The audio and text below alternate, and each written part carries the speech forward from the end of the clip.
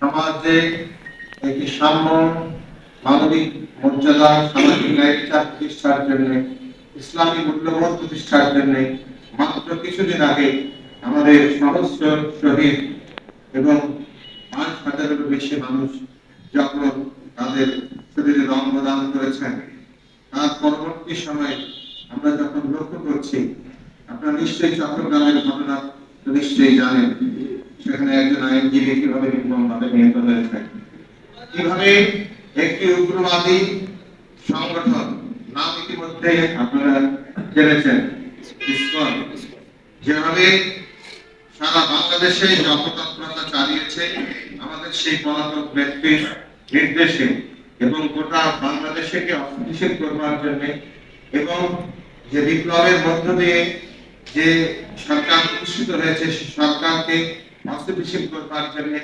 স্বাধীনতা, সার্বভৌমত্ব প্রশ্ন উঠেছে। চট্টগ্রাম দখল হয়ে যাবে, চট্টগ্রাম পলায়নতে দেবে আমাদের পার্শ্ববর্তী রাষ্ট্র, এবং আমরা তো রক্ষা করেছি আমাদের সমস্ত শক্তি দিয়ে।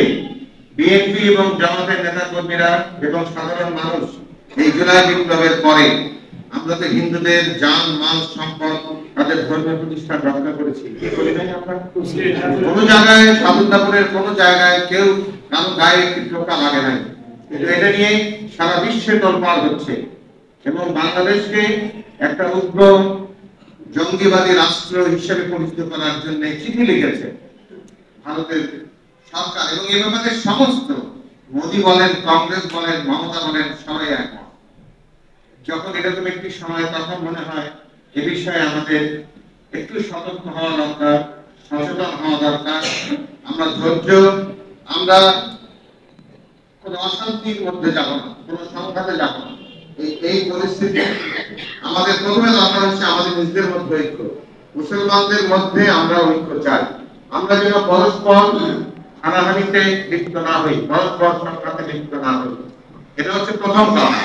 দ্বিতীয় কথা হচ্ছে এই যে অপতৎপরতা, এই অপতৎপরতা রোধ করবার জন্য আমাদের ধৈর্যের সাথে, সংযমের সাথে, কৌশলের সাথে, বুদ্ধিমত্তার সাথে এবং তাদেরকে বোঝানোর মধ্য দিয়ে আমাদের অগ্রসর হতে হবে, যাতে করে আমরা দেশটাকে একটা অস্থিতিশীল পরিবেশ করার যে চক্রান্ত চলছে তার থেকে যেন রক্ষা করতে পারি।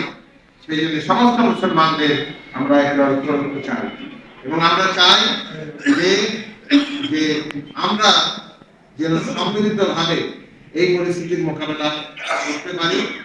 এই বিষয়ে সতর্ক করবার জন্যই আমি শুধু এই দুটি কথা বলছি।